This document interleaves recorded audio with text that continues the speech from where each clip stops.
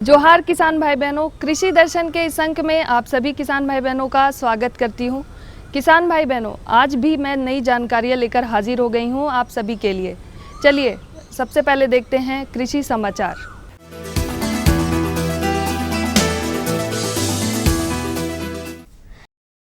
नमस्कार, कृषि समाचार में आपका स्वागत है। मैं हूं अनुश्री। आइए देखते हैं आज कृषि समाचार में क्या है खास। पशुपालकों के लिए विशेष लाभदायी है पशुधन बीमा योजना। खतरनाक रोगों से बकरियों को बचाने के लिए कराएं टीकाकरण। छोटे भूभाग में जुताई के लिए उत्तम है मिनी पावर वीडर। पशुधन बीमा योजना पशुपालकों के लिए एक बहुत ही लाभकारी योजना है। पशुपालन के दौरान कभी कभी ऐसी नौबत आती है कि बीमारी या किसी अन्य कारणवश पशुओं की असमय मृत्यु हो जाती है, जिससे पशुपालकों को काफी नुकसान उठाना पड़ता है। ऐसे नुकसान से पशुपालकों को बचाने के लिए पशुधन बीमा योजना चलाई जाती है। संकर और देसी नस्ल के दुधारू पशुओं का बीमा कराकर किसान निश्चिंत होकर दुग्ध उत्पादन कर सकते हैं। बकरियों में प्रमुख तौर पर पीपीआर, गलघोटू, खुरहा चपका और चेचक इत्यादि रोग लगते हैं। इन रोगों से ग्रसित हो जाने के कारण पशुओं का इलाज कठिन हो जाता है और उसे बचा पाना मुश्किल हो जाता है। ये रोग पशुओं में ना लगे, इसके लिए पशु चिकित्सक टीकाकरण की सलाह देते हैं। वर्षा ऋतु में किसान भाई बकरियों में होने वाले विभिन्न रोग जैसे पीपीआर, गलाघोटू, लंगड़ी, खुरा चपका और एंटेरोटॉक्सेमिया ये और बकरी चेचक, तो इसका टीकाकरण अगर अभी तक हमारे किसान भाई नहीं करवाए हैं तो करवा लें। बकरी घर को साफ रखें, बकरियों को घर में संभव हो सके तो मचान बना करके रखें। समय पे अंतः परजीवी या बाह्य परजीवी के लिए नज़दीक पशु चिकित्सक या पशु चिकित्सालय में जाकर सलाह करके उसकी दवा दें और साथ ही साथ उचित मात्रा में 150 ग्राम दाना मिश्रण उससे दें। उसके अतिरिक्त बकरियाँ जितना संभव हो सके चर के खाएँ और उसे स्वच्छ पानी दें ताकि बकरियों का स्वास्थ्य ठीक रहे। सब्जियों में भिंडी हमारे यहाँ लगभग सभी क्षेत्रों में लगाया जाता है। जो किसान भाई इस समय भिंडी लगाने के इच्छुक हैं, वे भिंडी के उन्नत प्रभेदों का चुनाव करें। भिंडी के उन्नत प्रभेदों में अर्का अनामिका, परभनी क्रांति, पूसा A4, पंजाब पद्मिनी और पंजाब 7 बेहतर माने जाते हैं।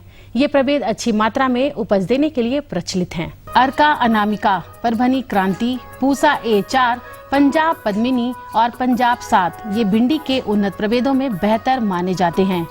जून से लेकर अगस्त तक इनकी बुआई की जा सकती है।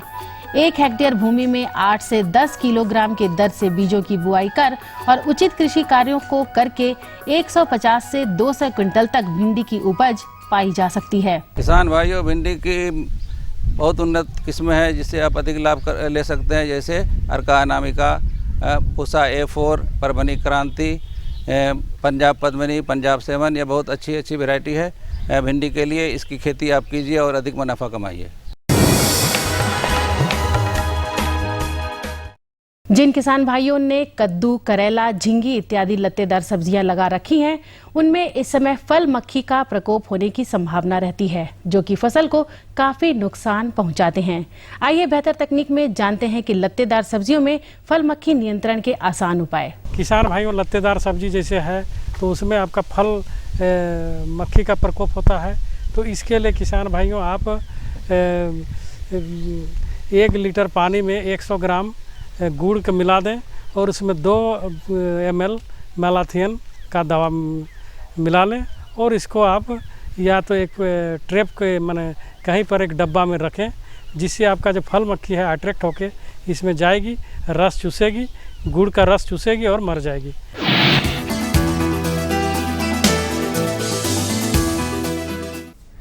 छोटे खेत, बागीचों या कम भूभाग में जुताई करना हो तो इसके लिए बहुत ही उपयोगी कृषि उपकरण है मिनी पावर बीडर। मोटर चालित या मिनी पावर बीडर बहुत ही कम समय में खेत को बुआई के लिए तैयार कर देता है। इस उपकरण को मिनी पावर बीडर कहते हैं।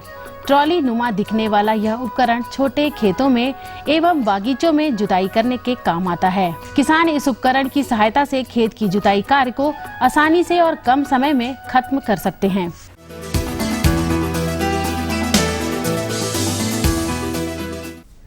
अब आइए चलते हैं सफल किसान के पास और उनसे मिलकर जानते हैं उनके सफल कृषि जीवन के बारे में।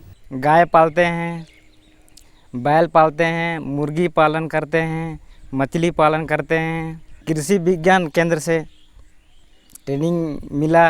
इसके बाद गांव जाके हमने श्री विधि से फसल उगाए, इसमें काफ़ी फ़ायदा हुआ। और साथ साथ मवेशियों को भी पालें, उससे गोबर प्राप्त होती है जो रासायनिक खाद से बचत मिलता है, उसमें ज़मीन का भी कोई हानिकारक नहीं पहुंचाती है। और अब एक नजर राज्य के कुछ प्रमुख शहरों के मौसम के मिजाज पर। आज राज्य के कुछ प्रमुख शहरों के तापमान इस प्रकार दर्ज किए गए। रांची अधिकतम 32, न्यूनतम 24 डिग्री सेल्सियस। देवघर अधिकतम 34, न्यूनतम 26 डिग्री सेल्सियस। गोड्डा अधिकतम 35, न्यूनतम 26 डिग्री सेल्सियस। कोडरमा अधिकतम 33, न्यूनतम 25 डिग्री सेल्सियस। चाईबासा अधिकतम 35, न्यूनतम 26 डिग्री सेल्सियस। और हजारीबाग अधिकतम 34, न्यूनतम 25 डिग्री सेल्सियस।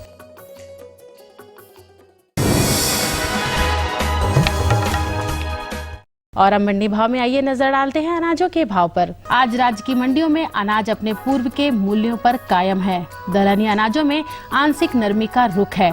उधर सब्जी मंडियों में प्याज में नरमी है और हरी सब्जियों में तेजी का रुख है। बाजारविदों का मानना है कि आने वाले समय में सब्जियों के दाम बढ़ेंगे। आज भी के कुछ प्रमुख अनाजों के भावों पर नजर डालें तो वे इस प्रकार रहीं। चावल मोटा न्यूनतम 1600, अधिकतम 2000 रुपए। चावल मध्यम न्यूनतम 2250, अधिकतम 2600 रुपए। गेहूं न्यूनतम 1700, अधिकतम 1850 रुपए। दाल अरहर न्यूनतम 12000, अधिकतम 13400 रुपए। दाल मसूर न्यूनतम 6800, अधिकतम 7200 रुपए। दाल चना न्यूनतम 5800, अधिकतम 6600 रुपए। चीनी न्यूनतम 4000, अधिकतम 4200 रुपए। आलू न्यूनतम 1350, अधिकतम 1700 रुपए। और प्याज न्यूनतम 1250, अधिकतम 1500 रुपए। कृषि समाचार में आज इतना ही। अगले दिन अगले अंक में फिर मुलाकात होगी कुछ ताजा तरीन खबरों के साथ। तब तक के लिए दीजिए इजाजत। नमस्कार, जोहार।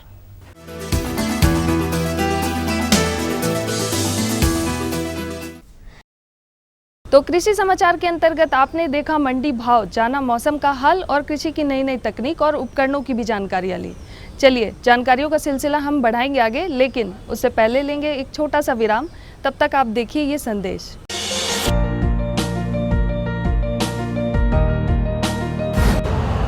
यूरिया का स्वदेशी उत्पादन 70 लाख टन बढ़ाने के लिए 6 उर्वरक संयंत्रों का उद्धार किया जा रहा है। FCIL के गोरखपुर, सिंदरी, तलचर और रामागुंडम संयंत्र, HFCL की बरौनी इकाई और BVFCL की नामरू फोर्थ। सोने पर सुहागा ये है कि देश में अब बनेगा सिर्फ नीम लेपित यूरिया, क्योंकि इससे होगा किसानों का फायदा ही फायदा। अनाज का उत्पादन 10% तक बढ़ेगा। बढ़ेगी 10 से 15% नाइट्रोजन क्षमता।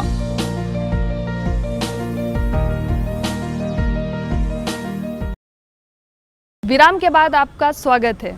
किसान भाई बहनों, कुछ सब्जियां ऐसी होती हैं जो हमें हर मौसम में नहीं मिल पाती, लेकिन संरक्षित खेती के द्वारा हम हर मौसम में वो सब्जियां पा सकते हैं। चलिए इसी के बारे में हम जानकारी लेते हैं अपने विशेषज्ञ डॉक्टर भूपेंद्र सिंह से, जिनसे बातचीत करेंगे हमारे सहयोगी मनोज कुमार पांडे। सरकार द्वारा कृषि क्षेत्र के बढ़ावे हेतु हर मुमकिन कोशिश की जा रही है। जगह जगह कृषि विश्वविद्यालयों, कृषि विज्ञान केंद्रों का निर्माण किया जा रहा है, जहां पर किसानों को उन्नत तकनीक से खेती करने, फसलों की देखभाल, नवीनतम उपकरणों की जानकारी से संबंधित विषयों को बताया जाता है। समय समय पर कृषि मेला एवं संगोष्ठियों का भी आयोजन कर किसानों की समस्या को सुना और उसका निदान बताया जाता है। इसी दिशा में पारंपरिक विधि से खेती करने और उसी को आधुनिक तरीके से करने का निःशुल्क प्रशिक्षण भी दिया जाता है। आधुनिक तकनीक में आज बहुत सारे किसान अपने दिनचर्या में खेती में उपयोग कर अपने फसलों से ज्यादा मुनाफा भी कमा रहे हैं। इन्हीं तकनीकों में pro tray, polytunnel, shading net इत्यादि शामिल हैं, जहां सब्जियों की संरक्षित खेती करना और ज्यादा आसान हो गया है। संरक्षण अर्थात पौधों को बाहरी रोगों से बचाव हेतु किए गए उपाय। इसमें ज्यादा लाभ कमाने के उद्देश्य से जाड़े के सब्जियों को गर्मी में तथा गर्मी के सब्जियों को जाड़े में उत्पादन कर सकते हैं। किसी भी चीज़ को उसके वातावरण से बचाना या जैसे ऑक्सीजन वेजिटेबल कल्टीवेशन करना सब्जियों की संरक्षित खेती कहलाता है। जैसे हम लोग देखते हैं जाड़ों में कोई फसल पैदा हो रही है, वो उसका सीजन है, तो उसको हम गर्मियों में पैदा करें, गर्मियों की फसल को सर्दियों में पैदा करें। उससे क्या होगा, किसान भाइयों को ज़्यादा मुनाफा होगा। वही संरक्षित खेती होती है। इसके लिए कुछ छोटे छोटे पहलू होते हैं, उनको लेकर के आपको चलना होगा। जब सबको मिला देंगे तो संरक्षित खेती बन जाती है। आज के समय में पौधा तैयार करने में बहुत सारे तकनीक मौजूद हैं, जैसे प्रो ट्रे। आमतौर पर किसान जमीन में बीजों को लगा देते हैं, जिससे उनमें रोग व्याधियां लगने की ज्यादा संभावना हो जाती है। एक साथ कई बीज होने की वजह से पौधे के अंकुरण और बढ़ने में काफी समस्या होती है। अंततः कई पौधे मर जाते हैं। ऐसी स्थिति में प्रो ट्रे में बीज का रोपण करना एक कारगर विधि साबित हुआ है। प्रो ट्रे तस्तरी नुमा प्लेट, जिसमें 98 से 100 खाने होते हैं। सबसे पहले इन खानों में गोबर खाद, बालू, मिट्टी एवं नीम की खल्ली का एक मिश्रण तैयार कर इन खानों में भर देते हैं। फिर एक एक बीज इन खानों में डालकर हल्की पानी से सिंचाई कर देते हैं। इससे बीजों का अंकुरण सही तरीके से होता है और पौधों का बढ़वार भी ठीक होता है। प्रो ट्रे पौध तैयार करने के कई फायदे हैं, जैसे इसमें समय की बचत होती है। दूसरा, पौधे स्वस्थ होते हैं। तीसरा, बिचड़े को निकालकर हम कहीं भी लगा सकते हैं और घर के आंगन या छत पर प्रो ट्रे विधि से पौध का उत्पादन कर सकते हैं। प्लास्टिक की तस्तरी नुमा एक ट्रे होती है, जिसमें छोटे छोटे खाने बने होते हैं। 98 से 100 खाने होते हैं। उन खानों में क्या करते हैं हम लोग देखेंगे, एक मीडिया तैयार कर लेंगे, माध्यम तैयार कर लेंगे, जिसमें गोबर की खाद, बालू, उपजाऊ मिट्टी, नीम की खली और एक पत्तियों की खाद, सबको मिला करके एक मिक्सचर बना लेंगे, जैसे हम लोग बनाते हैं सीमेंट और बालू का। और उसको छानने के बाद उस ट्रे में भर देंगे। भरने के बाद जो भी हम नर्सरी तैयार कर रहे हैं, जिस भी फसल की नर्सरी तैयार करते हैं, उस बीज को एक एक करके हम उस एक खाने में डाल देते हैं। डालने के बाद उसमें हल्का सा पानी दे देंगे। तो हम क्या देखते हैं, उसको एक ऐसी जगह पर रखेंगे जहाँ उसको पर्याप्त मात्रा में धूप मिलती रहे और उसको रख देंगे। हम देखेंगे हमारे पौधे धीमे धीमे वृद्धि कर रहे हैं। तो आप देखते हैं कि हमें जब ज़मीन में डालते हैं तो एक जगह बहुत सारे बीज पड़ जाते हैं, देखेंगे गुच्छों में निकल आए। तो वहाँ क्या होता है, कंपटीशन हो जाता है, उनको भोजन नहीं मिल पाता है। यानी कम भोजन में ज़्यादा पौधे आते हैं, पौधे कमज़ोर हो जाते हैं, मर जाते हैं। और इसमें हम लगाएंगे तो क्या होगा, हमें पर्याप्त मात्रा में स्पेस मिलेगा, पर्याप्त मात्रा में भोजन मिलेगा, तो हमारे पौधे उचित वृद्धि और विकास करेंगे। इसमें सबसे बड़ा फ़ायदा ये होता है किसान भाइयों, आपने देखा होगा कि जब हम पौधा ज़मीन से उखाड़ के किसी ज़मीन पर लगाते हैं, पौधा नर्सरी वाला, तो हमारा पौधा मर जाता है। उसे बोलते हैं मोटिलिटी। तो ऐसा क्यों होता है कि हमारी जड़ें नंगी जाती हैं, उसके साथ भोजन नहीं रहता है। और हमारा जब ज़मीन से भोजन लेना शुरू करता है, एडजस्ट होने में 2 से 3 दिन लगता है। अगर मजबूत पौधा नहीं है तो मर जाएगा।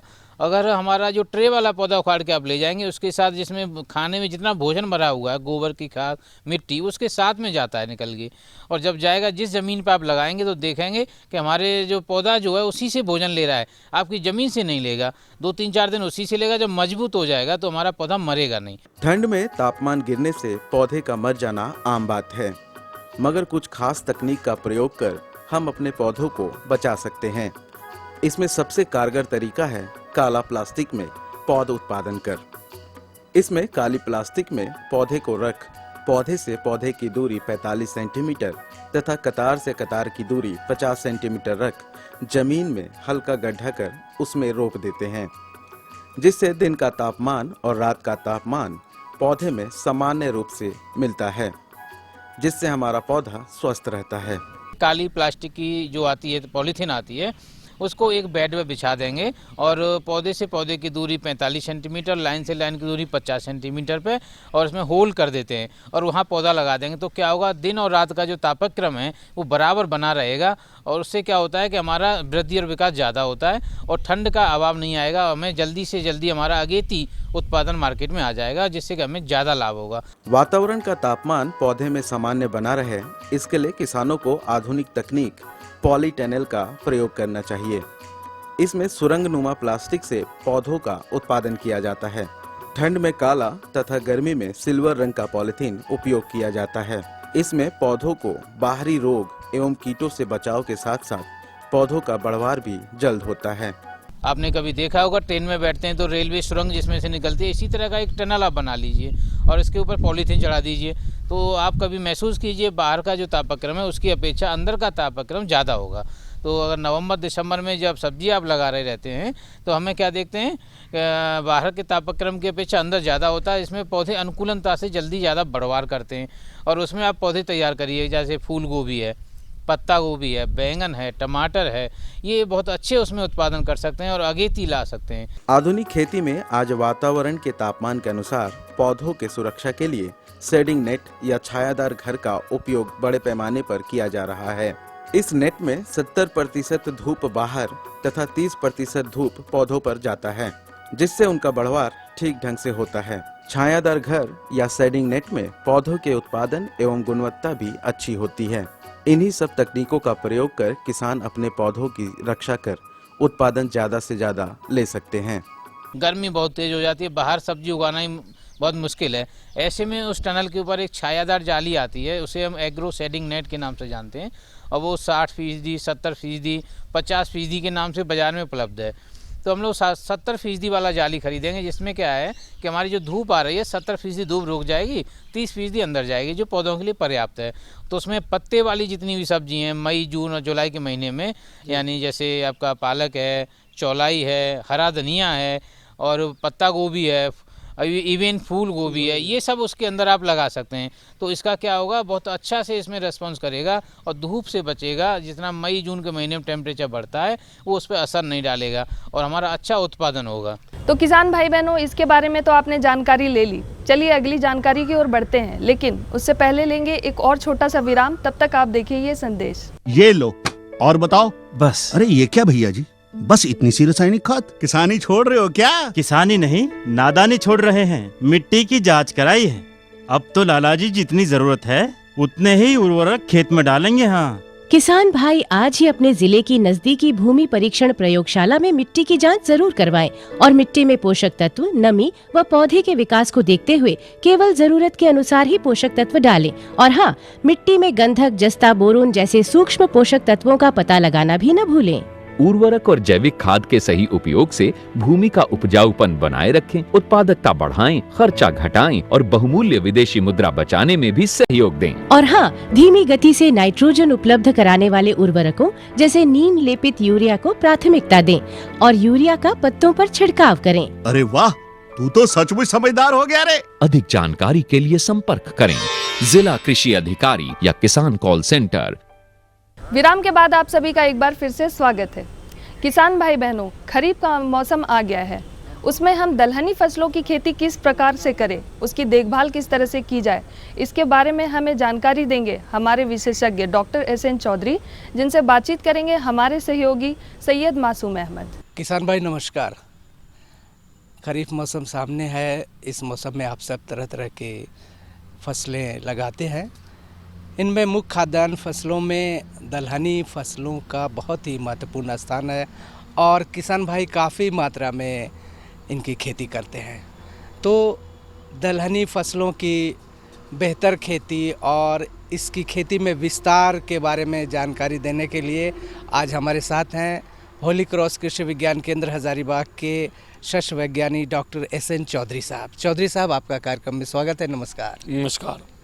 सबसे पहले चौधरी साहब ये जानना चाहेंगे कि इस मौसम में दलहनी फसलों का क्या महत्व है?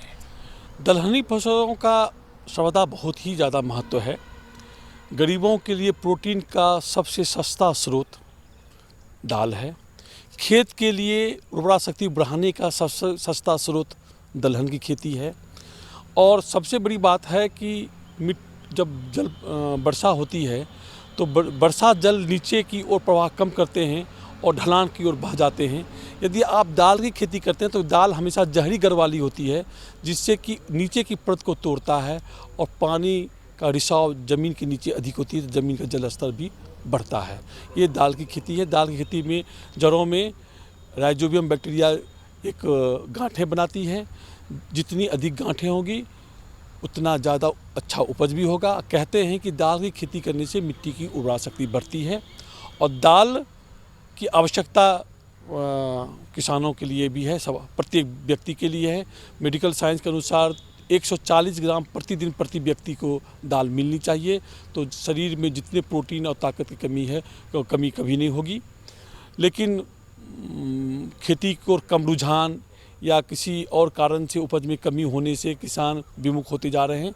ज़रूरत इस बात की है कि दाल की खेती को बढ़ावा देना चाहिए। सिद्धांत ये भी है कि 2 ऊपरी जड़ वाली धान गेहूं या धान सरसों के बीच में एक दलहनी फसल, चाहे वो दाल की खेती हो, चाहे सब्जी हो, चाहे दलहनी चारा हो, इसकी खेती होनी चाहिए। दाल फसलें अपने लिए तो नाइट्रोजन बनाती है, साथ के फसलों को भी, अगर सीरियल्स या धान्य फसलें जैसे मकई हो गया, मकई है, मड़वा है, धान है, इसको भी साथ में यदि आप बोते हैं उसको भी नाइट्रोजन देगी और आने वाले फसल के लिए भी नाइट्रोजन छोड़ के जाती है।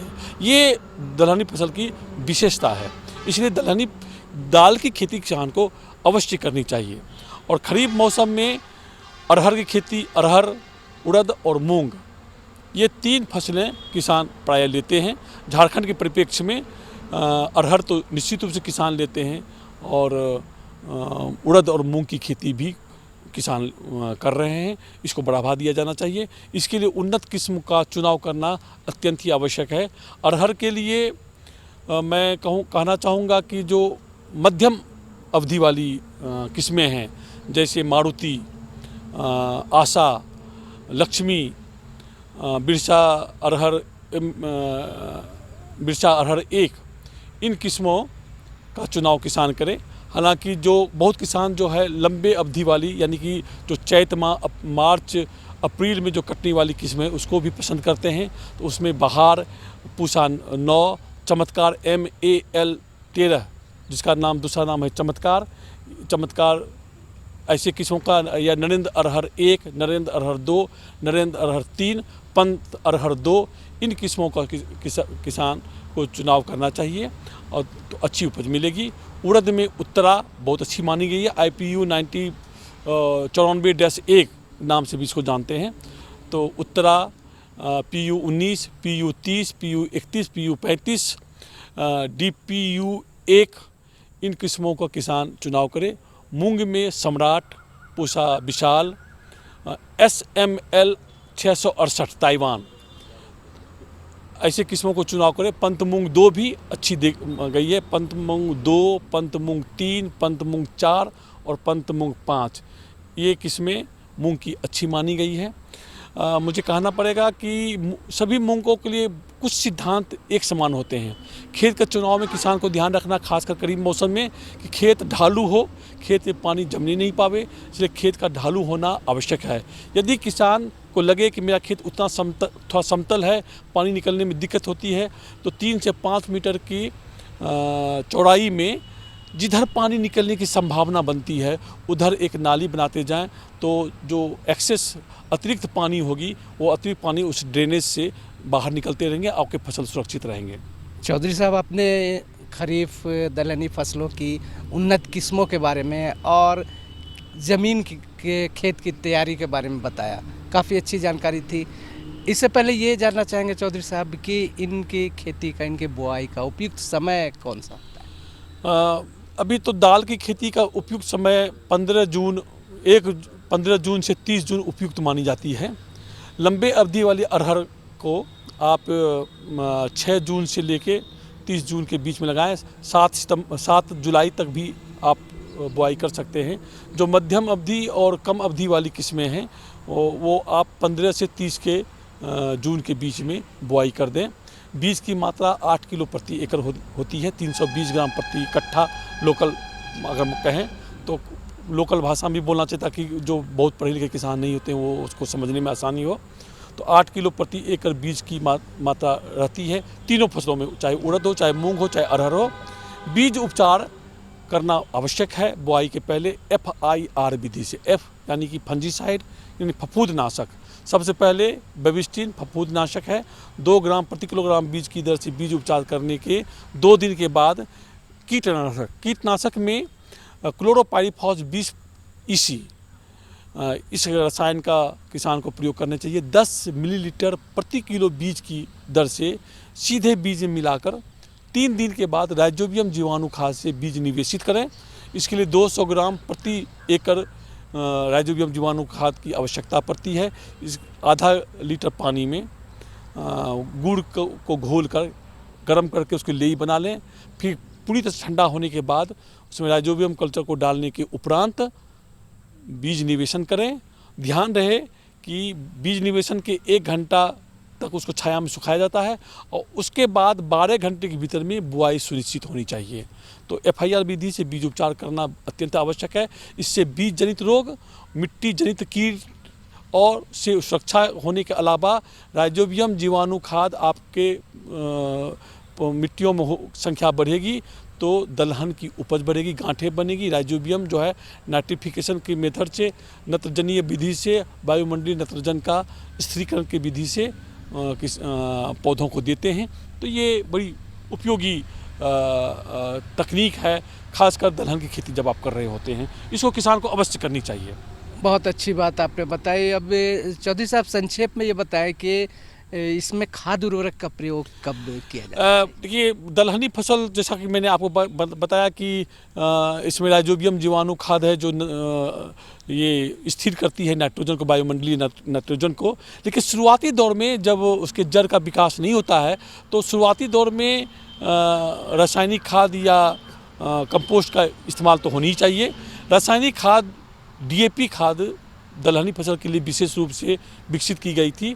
तो 40 किलोग्राम प्रति एकड़ की दर से DAP और 13 किलोग्राम पोटास दोनों को मिलाकर हर गड्ढा, मतलब जो किसान हल से जो बुआई के लिए खेत को खोलते हैं उसमें किसान को गिराना चाहिए। तो चौधरी साहब, आपने खरीफ दलहनी फसलों की खेती, इनके महत्व और इसके बारे में विस्तार से आपने जानकारी दी। आपका बहुत बहुत धन्यवाद। आपको भी। आज के लिए बस इतना ही। आशा करती हूँ कि आज की जानकारी से भी आप अवश्य ही लाभ उठाएंगे। तो जाने से पहले आप हमारा पता लिख लें। हमारा पता है कार्यक्रम कृषि दर्शन कृषि प्रकोष्ठ द्वारा केंद्र निदेशक, दूरदर्शन केंद्र रातू रोड, रांची, और पिन संख्या है 834001। तो इसी के साथ आप हमें दीजिए इजाज़त। मैं अगले अंक में फिर से हाजिर हो जाऊंगी नई जानकारियों के साथ। जोहार।